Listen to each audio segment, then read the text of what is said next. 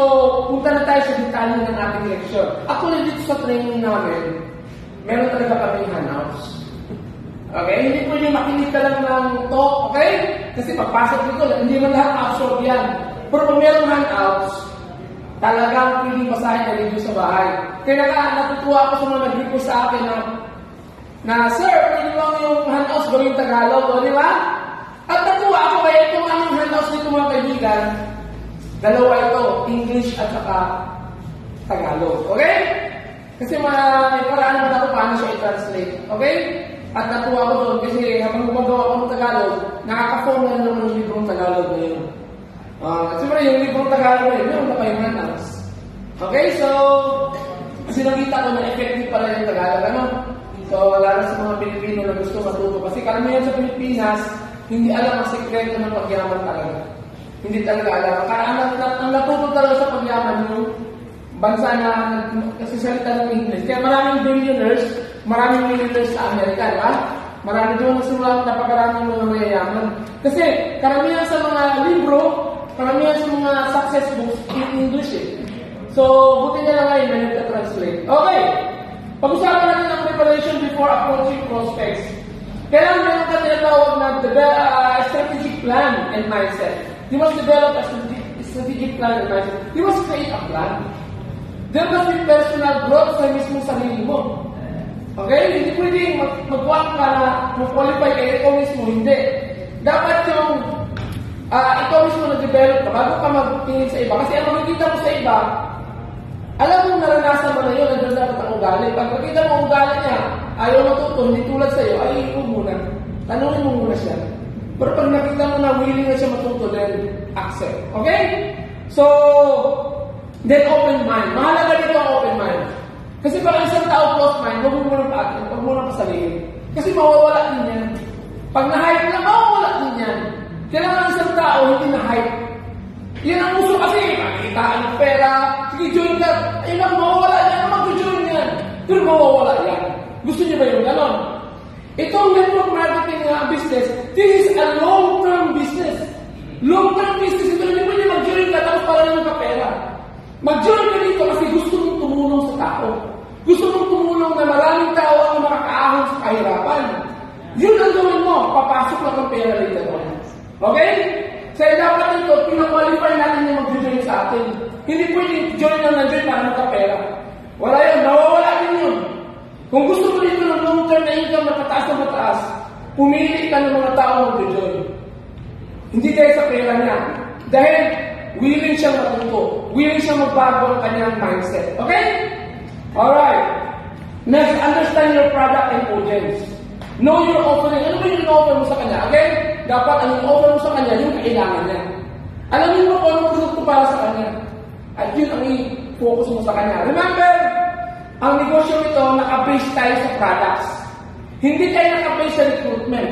Kasi kung naka-base tayo sa recruitment, baka illegal yun. Baka pyramid scheme yun. Baka Ponzi scheme yun. Kumikita lang sa recruitment. O diba?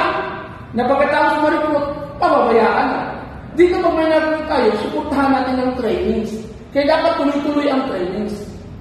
Kaya kailangan natin dito, ang mga leaders marunong gumawa ng videos para hindi ka mapagod sa pagsasalita. Bakit? Yung video mo, hindi na magsasalita, tama? At bantayan din natin ang paggamit ng AI ngayon, Artificial Intelligence.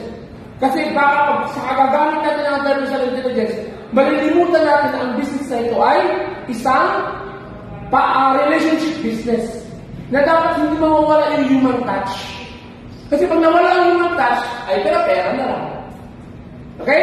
Yung mga taong gumawa ng AI, enjoy doon para magkapera lang. Okay lang. So, pera pa rin ang focus. Pero kung ang focus natin dito tumulong sa tao, kakausapin talaga natin ang human way. So, kung hindi natin makausap ng personal, ano sa abroad, OFW, ang approach natin, video. Pero ikaw mismo, nasalita sa video, hindi artificial intelligence. Kasi kung artificial intelligence na, delikado yun. Magagamit natin ang artificial intelligence sa advertisement. Sa advertisement, pwede yun, okay? Pag-introduce lang. Pero pag yung mga diskarte lang para makuha yung attention nila. Pero pag nakuha na yung attention nila at nagtanong na sila, dapat human touch. Okay? Dapat human touch. Hindi yung ang magsasalita sa kanila, hindi totoong tao. Okay? So, bantayan natin yan kasi may jingle na yung gano'n. So, know your offering, then create an ideal customer profile. Dapat tayo maghanap ng tao. Ano ba yung gusto natin profile? Sino ba yung gusto natin makuha? Then provide value. Mahalaga yan. We provide value. Kung ano ito, pag ito yun, provide ng value, okay? Magbigay ka talaga ng pagtuturo. Value yun eh. Ganun na paraan. So, then build your prospect list. Hindi pwede naman, nag-lista ka ng mga tao na alam mo pwede mong makausap. Okay? Pwede mong ma-approach. So, target first your warm markets. Ano yung mga relatives mo? Pero expect na may mag-reject sa'yo. Sa ano yan kasi na mag-reject sa atin, mga relatives, mga kaibigan.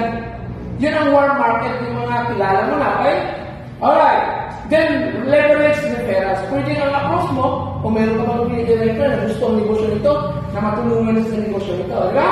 So, that's leveraging referrals. Then, identify search portals. Marami pa tawag na maka-identify. So, gagamitin mo yung AI, pwede, sa paghahanap ng mga target natin ng mga prospect. Kasi magaling yung AI eh. Kasi ang AI nakakonect sa buong mundo eh. Nakakonect sa buong mundo. So, in other words, magagamit natin yun. Then, use effective tools and third-party resources. So, leverage social media. Yung sinasabi ko na, gamitin natin yung Facebook, LinkedIn, whatever, natin yung mga YouTube, etc. YouTube channels. Then, utilize events and tools. Gamitin natin yun. Kaya lahat tayo dito, kung nag-join tayo dito, tayo maghanap ng prospect, dapat may mga YouTube channels. Ma'am, may YouTube channels tayo dapat. Nag-create tayo ng mga ganun, mga profiles natin. Okay? Para mas maraka-access natin yung mga alam natin hinahanap natin mga tao. Okay? Pagpatuloy natin sa sunod ng video.